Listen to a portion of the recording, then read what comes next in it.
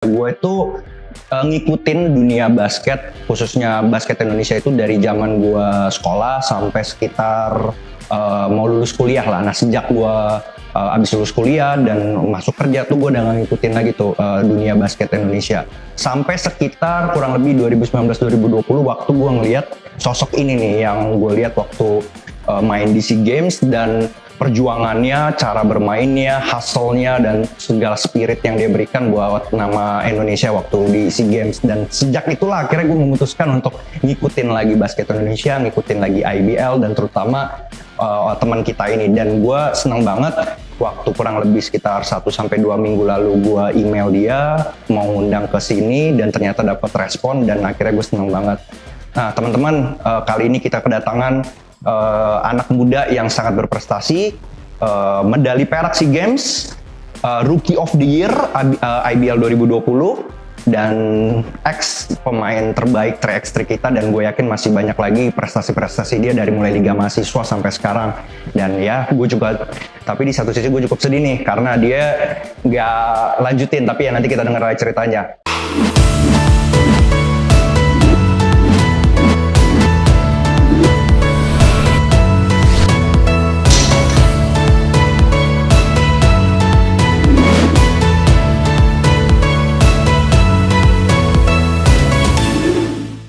Bro, Rivaldo Tandra, thank you brother, udah mau mampir ke Struktur Stock ya kan, dan asli gue masih sangat amazed Dok untuk ngelihat lu datang ke sini dan masih sangat nggak percaya nih lu ngerespon ya kan. Nah Dok, balik lagi kita mau ngobrol-ngobrol di sini, tapi mungkin agak sedikit beda Dok. Mungkin kan kalau selama ini Rivaldo banyak ngobrol soal basket, soal dunia basket. Nah karena gue ngikutin lu dan gue ngefans juga sama lu, gue juga tahu kalau di sisi lain lu juga punya entrepreneurship spirit, punya wirausaha, punya spirit untuk bagaimana membuka peluang dan dunia usaha. Nah kita akan ngobrol itu dulu ya Dok.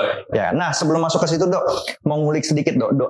Lu kan dari Kalimantan nih, ya kan, dari kecil dari lahir ya sampai. Nah, jadi lahir di Bekasi Kak. Oh lahir justru lahir di Bekasi sampai kelas 2 SD baru di Pontianak. Baru di Pontianak ya. Nah gue mau denger cerita sedikit aja Dok, secuil aja ya. Gimana sih kehidupan lo di SMA? Apa lo anak yang belajar, anak yang berorganisasi, atau mungkin anak ikut kepanitiaan, atau mungkin ada kayak teman gue anak yang memang jadi kebanggaan sekolah nih buat basket gitu? To be honest sih, gue kalau misalnya di kelas ya bisa dibilang anak yang biasa aja. Mau dibilang pinter juga biasa aja. Itu IPS tuh? IPA. Anak IPA. Tapi mau dibilang bermasalah juga enggak. Karena gue dari kecil, walaupun gue masih kecil, gue tau lah. Gue harus respect sama guru. Guru itu pekerjaan yang mulia. Jadi gue gak pernah cari masalah. Bandel dikit-dikit ya ada. Tapi kalau masa SMA itu gue tuh bisa dibilang, kalau misalnya 1 semester 6 bulan, gue sekolah tuh cuma 4 bulan. Kenapa? Karena ada tesnya timnas. Oh, emang sibuk di situ. Ya, berangkat kemana. Dan tapi sekolah gue SMA Santo Petrus sangat mendukung gue. Karena itu kan kegiatan yang positif. Oh, berarti emang dari lu SMA memang udah tahu nih jalan lu ke basket, dan sekolah juga support ya? Support. Oke. Nah, pertanyaannya yang lanjut nih, Dok. Gue menariknya setelah lu lulus masuk UPH. Nah, kenapa UPH dulu tuh? Kenapa nggak Untar? Kenapa nggak kampus-kampus lain? Jadi kalau dulu waktu SMA waktu lulus tuh, Kak, gue tuh ditawarin sama klub profesional. Tapi kalau menurut gue itu belum waktunya. Karena gue harus menyelesaikan studi gue dulu, which is S1. Terus kenapa UPH? Karena kita semua bisa setuju lah, UPH tuh salah satu universitas terbaik dari segi basket, fasilitasnya juga bagus banget. Dan aku tertarik banget sama pelatihnya, Coach Stephen Metcalf. Udah sering dengar lah. Maksudnya dia bukan cuman coach yang hebat, but he's also a great person. Jadi ya, that's why UPH. Berarti lu masuk UPH karena basket ya? Karena basket dan kuliahnya juga sih. Pertanyaan lebih spesifiknya, kenapa jurusan manajemen? Kenapa jurusan manajemen? Ya karena emang udah ada pikiran lah. Maksudnya jujur gue belum tahu lah, maksudnya masuk kuliah kalau udah nggak basket udah kuliah mau ngapain. Cuman tetap udah ada sedikit kelihatan, maksudnya gue tuh tertarik sama bisnis, entrepreneurship. Kenapa? Karena papa mama kan juga backgroundnya entrepreneurship. Jadi ya bisa dibilang juga pengen ke arah sana ya.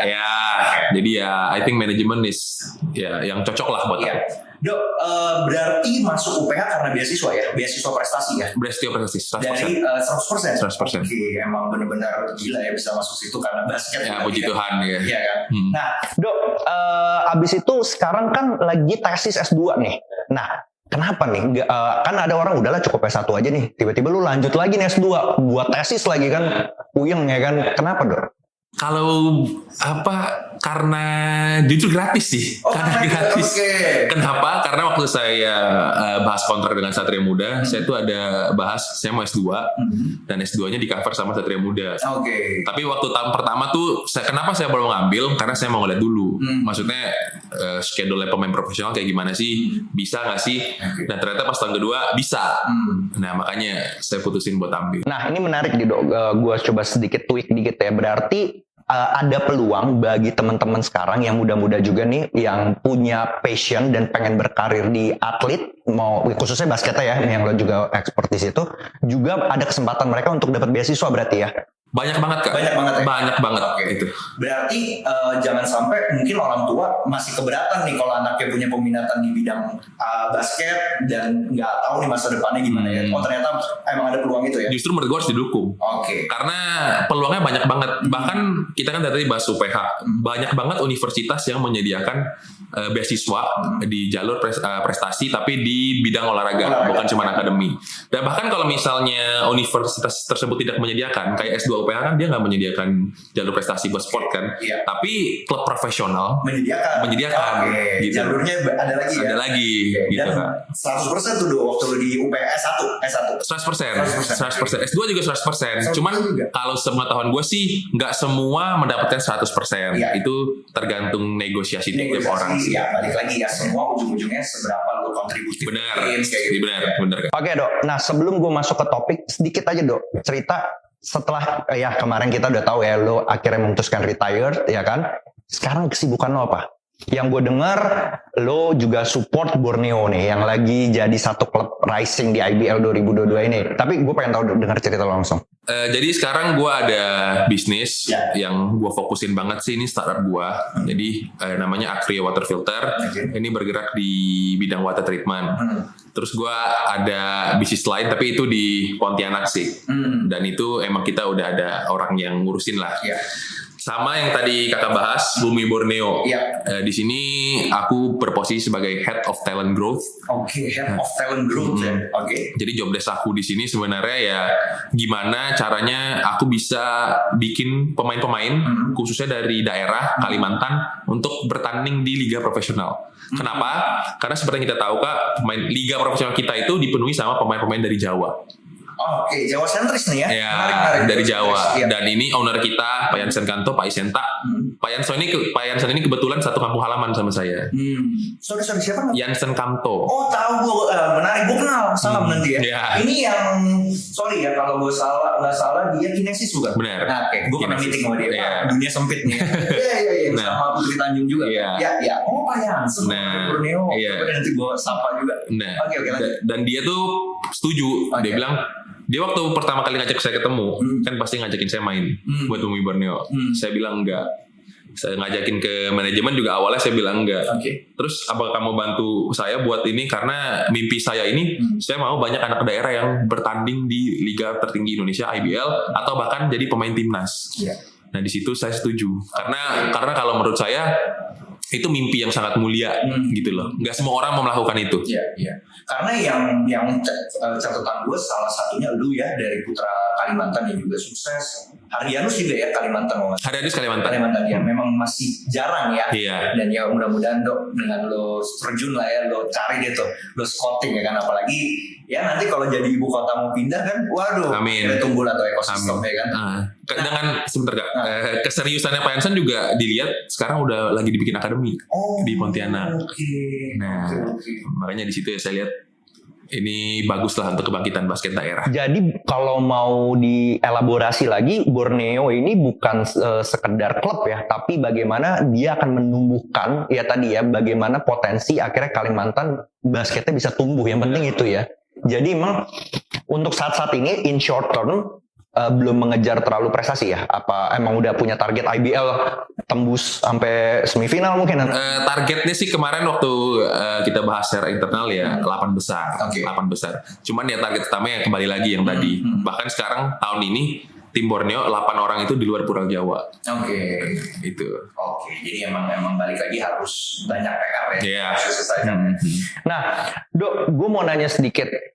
Saat ini kalau untuk pemain profesional in general aja ya, nggak usah spesifik klub A, klub B, in general secara overview, benefit, gambaran benefit material atau imaterialnya gimana dari sudut pandang lo? Terutama imaterial ya. Kalau material kan yang sifatnya salary ya. Tapi yang mungkin yang bisa lo kulik secara imaterial ya, baik itu tadi pendidikan, insurance, atau gue nggak tahu gimana.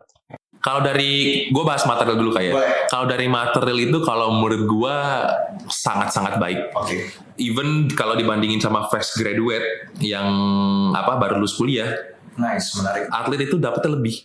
Misalnya lu sangkatan lu nih, yang satu masuk ke bank, lu masuk ke klub nih, Iya. lu better nih ya. Better. Oke, menarik. Kalau misalnya pemain yang bisa dibilang skillnya bagus, bahkan kalau menurut gue bisa 2-3 kali lipat, Oke. even more. Oke. Apalagi sekarang dengan banyaknya tim-tim baru, otomatis kan nilai pemain naik. Oke. Klub-klub butuh pemain kan. Oke. Sekarang tuh kalau misalnya saya dengar-dengar, maksudnya ada kelas saya yang dari UPH gitu, mereka dapat di tim ini berapa, di ini senang banget. Oke. Senang banget karena kalau dari segi materi mah dapetnya banyak banget. Kalau dari segi imateri tadi ya, imaterial itu banyak juga, seperti yang tadi pendidikan. Satu lagi yang kalau menurut gue paling penting itu relasi. Oke, networking ya. Networking. Oke. Sekarang gini, gue seorang Rivaldo, anak Pontianak, bisa ketemu Erick Thohir, Iya. bisa ketemu Yansen Kamto, itu dari mana lagi kalau bukan basket? Iya. Bahkan even gue udah retired, gue sekarang bisnis, beberapa klien gue juga gue dapat dari basket gitu loh. Oke. Jadi Mahal tuh ya. mahal banget, Ya, bener, ya. bener Kak. Networking ya. Tapi balik lagi, mumpung ini podcast buat anak muda ya, gimana caranya kamu ngejalin hubungan yang baik dengan orang-orang di basket? Karena ya itu bakal jadi modal kamu setelah kamu selesai dari basket. Oke. Nah, terus Dok, sedikit kalau ini spesifik ke lu ya. Kebetulan kan yang gue kan karena ngikutin lo juga kan injured ya, maksudnya cedera. Nah, sejauh apa coveran dari lu sendiri maupun juga klub? Ini gue bahas Satria Muda ya. Iya. Gue itu kemarin cedera bukan karena basket. Itu mungkin banyak orang belum tahu, tapi gue ada bahas lah di beberapa interview. Gue tuh jatuh dari sepeda. Oke. Nah itu waktu gue selesai regular season. Oh iya, gue dengar lu itu dari sepeda iya. Bukan pada saat lu bermain basket. Benar. Iya. Jadi kan itu sebenarnya kalau di klausul kontrak Di luar tanggung jawab klub. di luar tanggung Kayak jawab kita klub. kerja di kantor aja. Iya.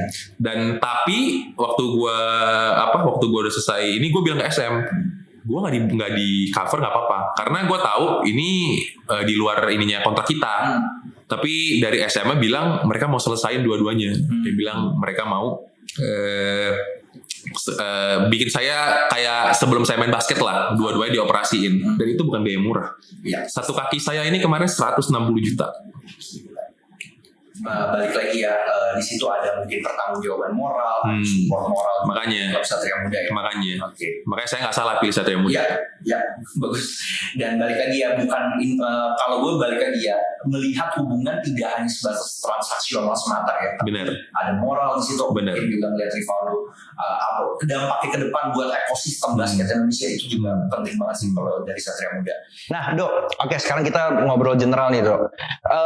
Atlet pensiun mungkin banyak penyebab ya, karena usia atau karena cedera atau mungkin karena punya priority lain. Nah, pertanyaan dari sudut pandang lo, Dok, ketika seorang atlet pensiun, sebenarnya apa sih yang better dilakukan atlet setelah pensiun?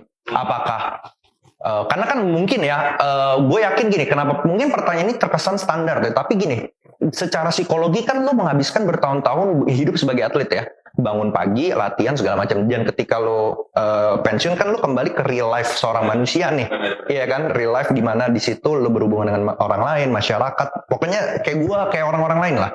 Nah, kalau menurut lo apakah ngelamar jadi karyawan, buka usaha, balik lagi ke basket mungkin jadi pelatih, atau gue nggak tahu. Kalau dari sudut pandang lo aja dulu. Kalau dari sudut pandang gue sih nggak ada yang benar, nggak ada yang salah.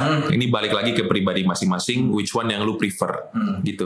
Kalau gue memang prefernya ke bisnis, tapi kakak-kakak gue, senior-senior gue banyak juga yang memilih jadi karyawan. Dan itu nggak salah ya, karena mereka yang jadi karyawan juga mereka masuk ke dalam perusahaan yang bisa dibilang bagus, BUMN, gitu loh. Itu dapatnya dari mana? Kembali lagi dari basket. Oh, jadi ada peluang untuk masuk ke perusahaan kayak BUMN karena basket? Iya kak. Jadi kalau misalnya di basket di korporat, dia ada cupnya gitu, ada league-nya. Jadi Garuda punya tim, BNI punya tim. Nah, itu jadi nilai plus juga. Menarik ya. Nah, itu dia. Jadi kayak BUMN itu juga punya tim basket ya? Iya. Daripada bingung rekrut siapa, udah rekrut aja ex pemain yang memang masih bagus untuk sekalian kerja ya. Dan itu sering banget terjadi, udah banyak banget.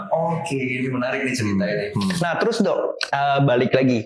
Sekarang kita masuk ke soal bisnis-bisnisan nih. Dok, gue pengen tahu lu mulai kenal duit, mulai kenal usaha sejak kapan? Misalnya kayak apa, mungkin dari zaman sekolah, mulai jualan kecil-kecilan? Coba cerita dah. Kalau mulai sih dari kuliah. Gue udah mencoba banyak sekali bisnis sih kalau bisa dibilang. Apa kali lu coba? Gue pernah jualan dompet. Itu sama waktu gue baru semester 1 tuh. Lu jualan dompet? Ngambil dari orang? Kita ngambil bahan dari orang, terus cari vendor untuk bikin. Terus kita branding. Itu joinan apa sih? Joinan sama teman-teman kuliah. Berarti naruh modal ya? Naruh modal dong. Habis itu juga pernah impor barang dari Cina. Apa tuh barang apa? Jadi kayak semacam pewangi buat sepatu. Ya. Jualnya lewat e-commerce sih. E-commerce. Dan itu bisa dibilang lumayan ya. Untuk anak seumuran saya dulu 18-19 tahun itu udah oke banget. Terus jualan apa lagi? Terus pernah jualan bola ubi. Kalau pernah dengar? Iya pernah. Nah, ini dulu. Ini gue menarik nih. Nah, bola ubi ini yang gue nggak tahu itu franchise atau emang lu nge-develop sendiri? Gue nge-develop sendiri. Orang yang franchise sama kita. Justru dibalik ya, orang yang franchise sama lo ya. Dan itu. Nah itu menarik tuh Dok. Gimana awal proses lu produk development-nya, R&D-nya? Jadi ya dari awalnya sih kenapa muncul ide itu karena gue suka. Gue ke Bandung main basket terus makan bola ubi, enak banget nih. Kenapa di Jakarta belum ada? Apalagi belum pernah ada yang brandingin kan. Nah di situ kita mulai. Gue ada ajak satu kakak gue, satu lagi teman gue, dan kebetulan teman gue ini nyokapnya jago masak. Jadi dia makan bola ubi, dia tahu cara bikinnya. Dan kita bertiga approve, rasanya bisa dibilang mirip. Ya udah kita mulai dari dekat kuliah itu ada namanya Viper, kayak food court gitu, kita mulai buka di situ. Berarti sewa ya? Sewa. Dan awal-awal tuh cuma teman-teman doang. Tapi lama-lama tuh sampai ramai banget. Terus kita mikir gimana caranya expand buat cepat. Gimana cara kita bisa cepat expand? Karena satu, ini street food, dan kalau menurut kita dulu street food itu ada umurnya. Street food itu ada umurnya, jadi kita jadiin bisnis franchise. Waktu itu sampai 53 cabang. Dan banyak. 53 tuh. Dan ya banyak belajar lah dari situ. Nanti kita coba tulis lagi. Terus abis itu langsung ke water ya? Belum.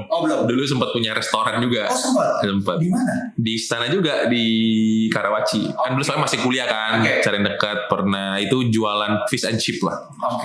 Fish and chip itu udah mulai partnerannya sama orang yang udah maybe 10 years older than me, 10 tahun lebih tua. Ini berarti udah mulai gradual, naik terus nih. Secara modal, secara resiko. Dan dari setiap brand yang aku bangun, bisnis yang aku punya, banyak lah hal yang aku pelajarin. Nah baru abis udah restoran ke air. Jadi atlet dulu. Atlet dulu. Baru sambil ini kan saya partnernya sama koko saya sama sahabat saya dari kecil, baru mulai ini Akrio ini ya. Nah, Dok,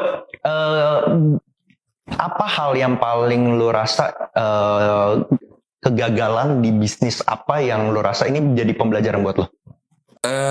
Harus rapi. Harus rapi secara pembukuan. Terus misalnya kita kerja sama nih, walaupun sama teman sedekat apapun, kita tetap harus ada job desk masing-masing. Jangan di awal tuh gampang lah. Karena in the end pasti bakal ada cekcok lah. Walaupun gua masih temenan baik, cuman di awal itu kalau mau mulai bisnis sama orang tetap harus ada job testnya apa, orang ini ngurus apa, sama pembukuan tuh harus rapi. Harus rapi ya. Dok, gue mau coba ke usaha lo yang restoran dulu ya. Dari pengalaman lo sendiri, apa sih yang paling penting kalau kita mau buka usaha restoran? Yang pertama sih pasti produknya. Produk, terus juga harganya. Karena waktu itu kita bukanya di kawasan kampus kan. Tapi waktu itu yang gue pelajarin itu bisa dibilang makanan gue di sana itu a bit pricey lah. Berarti ya. Iya. Jadi kurang cocok sebenarnya buka di situ. Terus juga kalau menurut gua, lu kalau punya sebuah brand harus ada sesuatu yang lu tawarkan. Maksudnya kalau orang pengen bikin suatu brand kan Kak, mereka kayak mikir, aduh bikin apa ya? Kayaknya semua orang udah ada deh. Emang ada, tapi sekarang gini, misalnya lu bikin bisnis ayam geprek deh. Banyak orang yang punya. Tapi kalau misalnya lu punya nilai plus di dalam brand lu, either makanan lu enak atau ini makanannya servisnya cepet, makanannya fresh. Menurut gua tuh itu bisa berhasil. Gitu loh. Asal lu punya nilai plus di brand lu sendiri. Nah, Dok, kira-kira nih kalau menurut lo nih, kalau disuruh memilih ya, lo akan berfokus di, ya contoh restoran ya, ngembangin makanan produknya lo dulu, atau lo ngebangun brandnya dulu? Kalau gue sih pasti produknya ya. Karena kalau bisa produknya udah enak, ngembangin brandnya pasti lebih enak. Iya, nggak apa-apa. Gue juga setuju. Maksudnya gini, banyak anak muda hari ini mikir buka restoran, cuman mikir langsung gimana cara bangun brandnya. Setuju. Ya kan, benar. Setuju Kak. Bangun tempatnya yang enak dilihat, enak difoto, padahal produknya dilupain. Setuju. Itu tuh rasanya entah makanya. Iya kan. Nah, juga gue nggak tahu deh. Gue kan juga pernah buka restoran ya. Ini juga gue nggak tahu deh. Gue nanya pendapat lo. Kalau buka restoran yang namanya bisnis retail itu lo harus siap yang namanya day to day. Lu ngerasa gimana, Dok? Maksudnya kita sendiri yang involved di... bukan kita, maksudnya itu bisnis putaran. Beda sama kayak, contoh kayak perusahaan sekarang ini kita, itu kan sifatnya kan bukan day to day. Kita kan sifatnya project based. Kalau retail itu kan day to day. Jadi kalau lu nggak konsisten, gua selesai sih. Setuju kan? Setuju banget. Setuju banget. Iya kan? Nah makanya, tapi pasti ada yang suka Kak. Ada yang suka day to day, involved kesana terus, ngejaga terus. Tapi kalau gue pribadi sih, gue jujur lebih suka seperti Kak tadi project based. Ya, karena ya waktu ya pasti kita sama-sama invest waktu lah keduanya. Cuman kalau day to day itu jauh lebih ini sih menurut gua benar-benar dalam setiap hari. Kenapa gua nanya lu buat moral pesan message aja buat anak-anak yang lagi mikir buka kuliner ya. Pikirin day to day ada stok opnam gitu ya. Puyeng ya. Gak segampang yang orang pikirin. Orang mikir banyak orang buka restoran, bisnis restoran paling gampang F&B. Apalagi habis Covid ya. Apalagi habis Covid, semua orang mikir mereka bisa masak. Tapi belum tentu bisa ngejalanin restoran. Gua juga nyoba berapa tahun gila sih, gua nggak kuat. Iya kan, kalau salah dikit ngitung stok gagal. Bener ya? Bener. Nah terus Dok, sekarang bisnis istilahnya yang anchor lah ya, bisnis lo ini kan water. Kenapa dulu water? Yang pertama kan pasti bokap gua udah bisa dibilang pemain lama lah. Dan dia sangat-sangat mengerti di bidang ini. Hulu hilir lah ya. Terus kalau menurut gua stereotip orang-orang di Jakarta, Indonesia itu orang yang pakai filter belum tentu bersih. Dan gue liatnya di situ kesempatan gue. Gue bangun sebuah brand ini Acrio, di mana kita memberikan solusi sesuai dengan masalah air. Gitu loh. Kita belajar dari mana? Ya adalah kita beli jurnal, kita bacain jurnal-jurnalnya. Dan kalau brand-brand di Indonesia, sorry ya, gue bukan yang menjelekkan, mereka nggak tahu masalah air di lokasi konsumennya apa, langsung bilang pakai yang ini gitu. Nah makanya kenapa stereotip orang-orang tuh udah pakai filter nggak bakal bener gitu. Tapi ya gue di situ melihat itu kesempatan gue. Nah Dok, gue mau nanya, ini menarik gara-gara lo singgung. Apa perbedaan waktu lu ngedirin usaha restoran sama lu ngedirin perusahaan yang water ini? Perbedaan gimana nih? Maksudnya dari guanya? Starting awalnya dulu. Starting awalnya ada bedanya nggak? Ya pasti ada lah. Kalau sekarang pasti gue lebih proper. Pengalaman gue ada banyak. Dan di sini kan gue juga dibantu sama Pak Yarsen Kamto. Jadi ya gue di sini belajar dari mentor lah yang udah berpengalaman. Mulai dari mana? Yang pasti dari mana pertama Dia nanya gue, lu beneran bisa nggak? Ini kamu apa? Kalau orang ada masalah selesai, gue yakin. Ya dari sana baru branding. Sampai logo gue diganti. Oh ada. Jadi diinin sama dia. Makanya kalau brand itu harus ada arti ini. Nggak sesimpel itu. Kalau orang bikin makanan udah bikin. Kalau ini nggak sampai di tulisan A-nya ada airnya gitu. Ya gitulah. Kalau dulu kan masih kuliah ya, teman-teman bertukar pikirannya juga seumuran gitu kan. Jadi ya bisa gue bilang sekarang jauh lebih siap sih. Dok, nih pertanyaan yang retorik juga nih. Coba lu coba analisa ya pertanyaan gue ya. Mendirikan bisnis karena ide atau mendirikan bisnis karena masalah? Ayo, kira-kira menurut lo? Kalau gua, lo aja, nggak ini juga sama nggak nih, benar dan yang salah, kira-kira aja. Kalau gue sih karena masalah. Oke, kenapa dong? Ya karena dengan kalau masalah kan pasti orang nyari solusinya. Oke. Kalau ide ya belum tentu orang ini sama ide lu. Iya. Kalau gue ya. Ya nggak apa-apa. Sama gue juga. Maksudnya buat juga pesan moral juga, karena banyak anak muda hari ini diriin perusahaan startup ya karena ide, bukan karena masalah. Gue juga ya ketika gue ketemu Kinesis, ketika gue ketemu, gue selalu bilang perusahaan salah satu gue diri ini karena masalah, bukan karena ide, bukan karena lu bangun tidur suatu hari terus lu dapat ide, enggak. Karena gue ngerasa ini ada masalah di anak muda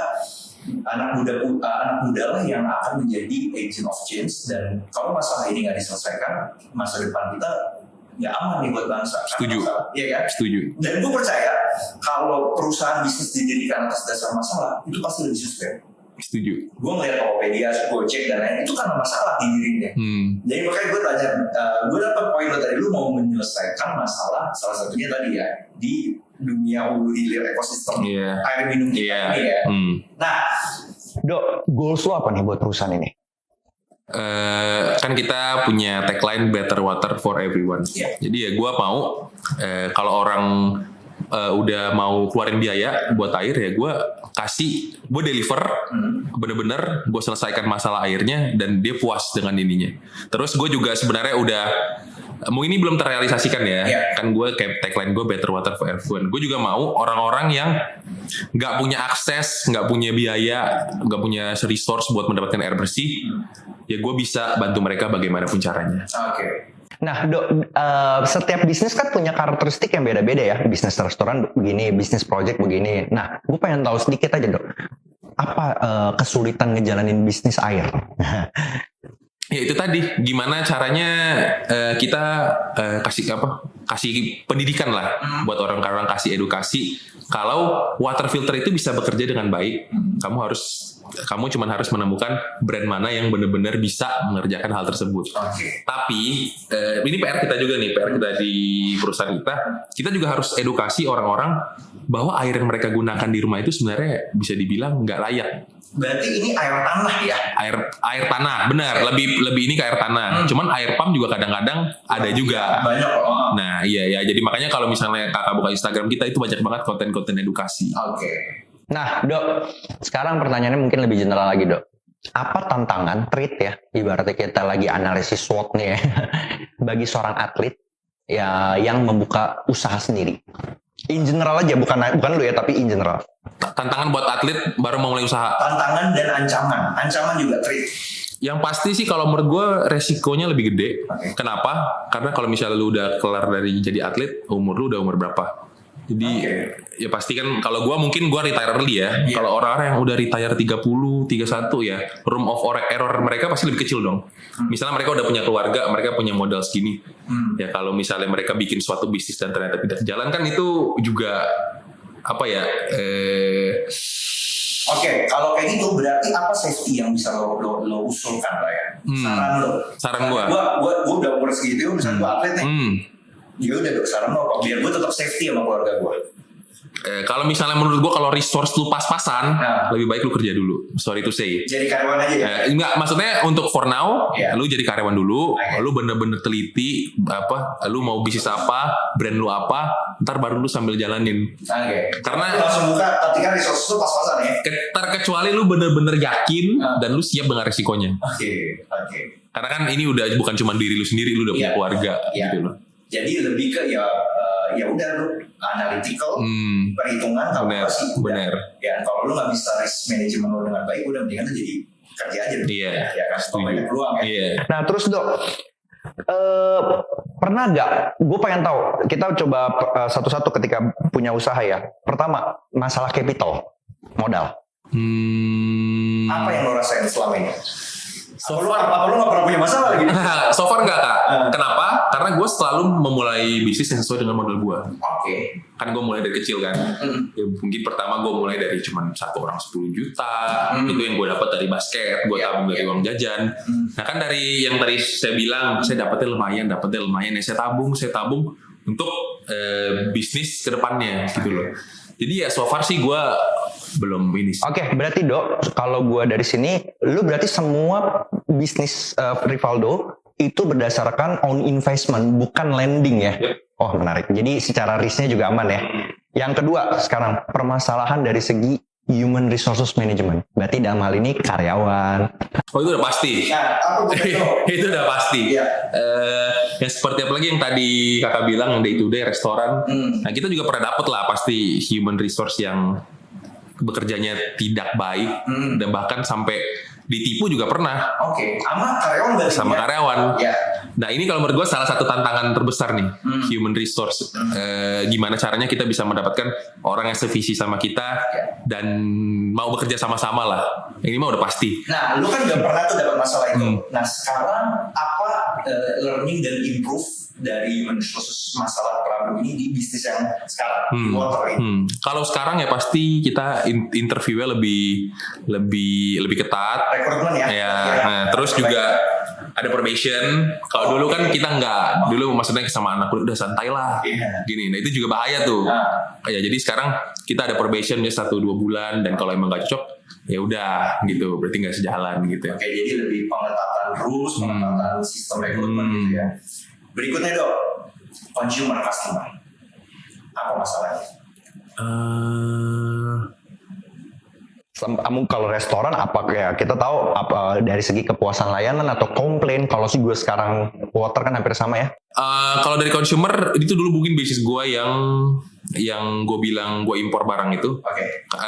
Mereka nggak puas dengan kualitas dari barang yang gue impor tersebut. Kenapa? Karena tidak bekerja dengan bisa dibilang nggak bekerja dengan baik lah. Makanya nggak gue lanjutin. Nah gue tuh nggak mau bisnis yang menguntungkan. Memang menguntungkan tapi merusak integritas gue. Nah itu sih paling. Nah ini menarik nih Dok. Jalan tengahnya di mana? Jalan tengahnya? Jalan tengahnya mungkin lu R&D, research development, gimana lu bisa kembangin produk lu, biar konsumen lu lebih puas dengan ini lu. Tapi waktu itu sih gue pilihnya ya gue udah nggak mau lanjut lah bisnis itu. Nah terus Dok dari segi kompetitor. Kalau kompetitor semua bisnis yang gue jalanin pasti tetap ada. Pasti ada. Nah, gimana lu memonitor pergerakan kompetitor? Kalau gimana ya pasti gue follow. Gue follow nih Instagram kompetitor. Bahkan gue chatin satu-satu. Gimana cara mereka melayani. Jadi lu selain seorang berpura-pura sebagai terus gue kalau misalkan banyak nih. Misalnya kalau ada instalasi atau kita lagi survei kan kadang mereka nggak puas dengan produk yang udah mereka punya. Maksudnya bukan brand kita ya. Kita cek nih mereka tuh kayak gimana sih, terbuatnya dari apa sih gitu. Tapi balik lagi kalau yang ini gimana cara kita mengalahin kompetitor kita harus cari maksudnya apa yang kompetitor kita nggak ada. Balik lagi yang kita gue bilang Kak, gue pengen ngasih yang filter yang benar-benar bisa bekerja karena menurut gue itu masih kurang banget. Dok sekarang coba deh selama lu jadi atlet ya kan dari mulai bahkan kuliah sampai sekarang apa manfaat dan privilege yang lo dapat, di mana manfaat dan privilege itu guna banget di bisnis lo yang sekarang. Itu yang gue tadi udah gue bahaskan sebenarnya koneksi. Terus bahkan klien gue juga dari basket. Terus bahkan capital juga karena kan gue dapat modal dari basket, dari bonus, dari gaji. Terus coba di luar itu Dok mental. Gue pengen tahu, ini pasti beda dari mental seorang atlet yang buka usaha. Mental sih pasti ya. Cuman kalau menurut gue ada yang bisa disamakan lah, maksudnya mental basket sama mental bisnis, tapi nggak banyak kalau menurut gue ya. Cuman kalau misalnya dibilang mental kita lebih kuat dari karena kita dari background atlet pasti ya? Udah pasti ya. Apalagi lu kalau misalnya mendapatkan pelatih yang benar-benar menempa mental lu dan disiplin, itu guna ketika lo menjalin usaha tapi kalau menurut gue kan gak semua pelatih punya itu juga. Nah, gue juga pernah dengar salah satu privilege juga waktu itu gue dengar di podcast siapa, baik itu buka usaha maupun karyawan, disiplin dong. Itu ngaruh banget atlet. Iya kan?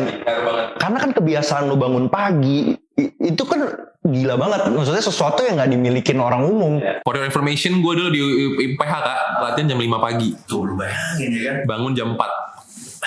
Gila itu deh. Jam 7 kuliah. Lu bayangin mental itu lo pakai di usaha sekarang. Wah itu gila. Dia disiplin ya, ke time management lah. Time management juga. Karena kan kalau misalnya bisnis apalagi entrepreneur, apalagi baru mulai ya, semuanya lu ngurus sendiri. Time management lu harus bagus.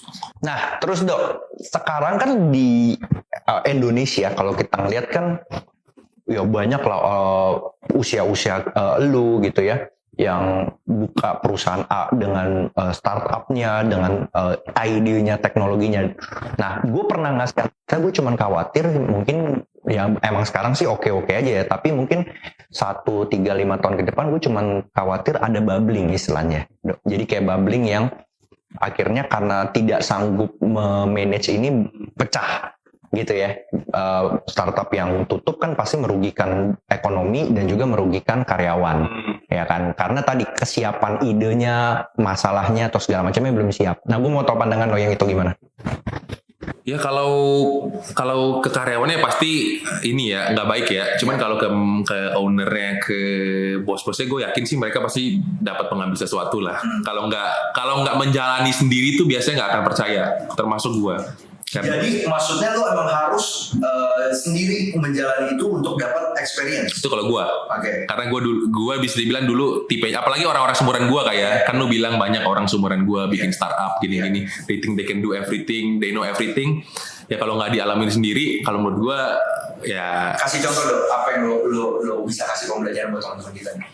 Ya misalnya gue buka restoran, gue kayak konsul ke nyokap bokap, dia kayak bilang, kamu ininya harus rapi, kamu cari misalnya tadi seperti kita bahas human resource-nya yang benar gini-gini. Dan kita kan anak kuliah nih, ngomong anak kuliah santai, udah nggak apa-apa gini-gini ya, taunya bener ditipu. Benar ya. Nah, kalau yang di perusahaan sekarang, apa yang lo dapat ketika lo ngejalanin ini sendiri, di titik mana Dok? Apakah di bagian production-nya, apakah di bagian distribution-nya, atau di mananya Dok? Jadi kayak kan kalau poin yang gue dapat ya, ketika lu menjalani perusahaan itu di satu hal yang lu kerjain sendiri nih, pasti banyak hal yang lu dapat kan, ya kan, either itu produksinya atau distribusinya. Contoh kayak gue nih, misalnya kayak gue ada di satu bagian itu masih gue kerjain sendiri sekarang, bukan tim gue, gitu. Meskipun dulu banget kan emang gue yang ngerjain sendiri nih. Kalau sekarang ada tim, tapi gue tetap ada satu bagian supaya tujuannya gue tetap touch sama bisnis gue. Marketing gue. Nah ini poinnya nih. Itu lo tetap untuk ngerjain sendiri ya? Iya. Karena kalau menurut gue ini salah satu hal yang bisa gue bilang gue lebih paham daripada partner-partner gue, dan ini yang sangat kita butuhkan sekarang. Nah, ketika ini ya gue percaya mudah-mudahan ini lancar. Selain bisnis ini, ada lo kepikiran bisnis lain Dok? Pasti ada ya kayak. Kalau bisnis olahraga mungkin? Enggak, kalau bisnis olahraga for now enggak. Karena gue sekarang udah ada Bumi Borneo ini. Even though gue nggak digaji, tapi hati gue bener-bener buat pengen majuin basket daerah lah. Jadi kalau buat olahraga, gue merasa udah ada wadahnya untuk gue. Gue suatu hari pengen balik ke bisnis F&B. Karena gue nggak bilang gue gagal, gue juga nggak bilang gue berhasil. Cuman gue tuh merasa kalau misalnya lu punya sebuah restoran tuh, lu kayak bisa menjelaskan jati diri lu gitu loh. Oke. So, let's say kayak Heidi Lau. Pernah ke sana nggak? Dia kayak restoran hotpot. Belum sih. Coba. Tapi dia servisnya tuh bener-bener gila banget. Oke. Itu kan seperti menggambarkan ownernya tuh pengen restoran seperti apa gitu loh. Oke, jadi restoran itu mencerminkan karakteristik jati diri si owner. Iya.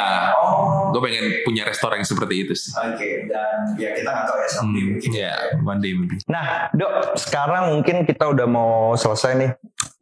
Pertama, lu ngelihat anak muda hari ini ya, di luar dunia olahraga lah ya, in general aja di Indonesia. Apa keresahan-keresahan yang lu lihat ini mengkhawatirkan terjadi di anak muda hari ini, dan mungkin kalau ini nggak diselesaikan berdampak kurang bagus terhadap masa depan bangsa kita? Mungkin Hal sepele ya, penggunaan internet kalau menurut gue. spesifiknya gimana dok? Misalnya kalau misalnya anak-anak yang even waktu gue SMA gue bebas mengakses internet, pasti ada hal-hal negatif yang masuk ke ini gue. Itu gue anak SMA ya. Kontennya. Iya. Apalagi sekarang anak SD gue lihat anak TK udah main iPad. Nah, gue takut ya cara mereka berpikir, pola mereka berpikir rusak lah. Kalau misalnya terlalu banyak mengkonsumsi internet. Berarti dong langkah pencegahannya preventif ya. Karena gue percaya preventif lebih baik dari kuratif. Dari mana orang tua? Orang tua harus kalau menurut gue.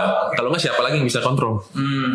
Tetap pasti ada caranya lah. Kalau misalnya mau dari pemerintah, sekarang gini, pemerintah, KPI, mereka sensor ini, sensor itu, nggak boleh itu. Sekarang Netflix semua bebas, YouTube semua bebas. Itu yang menurut lu juga kalau pemerintah juga nggak bisa membatasi itu ya? Iya. Oke. Jadi ya menarik sih emang. Ini salah satu keresahan di diri lu ya. Lagi dok? Agak ini sama gaming gue. Apa nih? Maksudnya Gue ngikutin, gue tahu lu juga gaming. gue juga gaming, Iya. but gue gaming for fun, gitu. Okay. Tapi gue takut kalau misalnya sekarang kan kalau lihat orang-orang main ngegame semua, gitu-gitu kan. Yang lo takut kecanduannya atau interaksi sosialnya? Interaksi sosial enggak, kecanduannya. Karena kalau menurut gue masih banyak hal-hal lain yang bisa lu lakuin, seperti contoh basket, dan lu dapat hal-hal moral tadi yang seperti gue bilang kan. Misalnya, berarti yang lo takut dok dari pagi sampai malam main game. ya, kalau lu game for fun, gue sih I don't mind. Cuman kalau yang gue lihat sekarang orang main PUBG, main ML pagi sampai sore, wah. Itu caranya cegahnya gimana? Balik lagi orang tua. Orang tua. Maksudnya kalau anak-anak umur segitu gimana kak? Kok emang mau kayak misalnya kayak negara Cina kan katanya, cuma bisa main 2 jam habis itu udah. Gitu. Itu kan ya cara mereka ya. Tapi kalau menurut gue kalau dipaksakan juga gimana gitu. Pernah dengar gak kak? Cina jadi membatasin mereka main cuman. Ya balik lagi ya. Indonesia kayak belum siap sih secara macamnya ya. Oke dok, mungkin terakhir pesan lo sekarang buat anak-anak muda. Terserah, bebas ya, ini hak lo mau itu yang mau berkarir basket atau nggak berkarir untuk ke depan, buat pendengar kita. Buat teman-teman Stroopers ya. Iya. Buat teman-teman Stroopers, kalau pesan dari gue, jadi orang tuh harus berkarakter, punya integritas, apapun yang lakuin, mau seperti tadi kita bahas, mau gaming, mau basket, jagalah relasi lu dengan siapapun, mau itu orang besar, orang biasa aja, kalian jaga itu, karena kalian nggak akan tahu satu hari kalian butuh dia atau enggak. Ke confirm ya guys, gue dari awal kenapa sangat ngefans sama Rivaldo nih, emang ya kejawab lah ya, dengan integritas, prestasinya nggak terbantahkan ya kan. Kelihatan dok, dari cara lu main aja tuh gue kelihatan banget mana orang yang memang tulus bermain, itu kelihatan banget dan emang kebukti sih. Rivaldo, thank you banget dok. Thank you kak. Kita udah mau mampir. Thank you kak. Stroopers, keren banget Stroopers. Thank you banget dok. Oke, see you guys. Sampai ketemu di Stroopers Talk berikutnya. Thank you.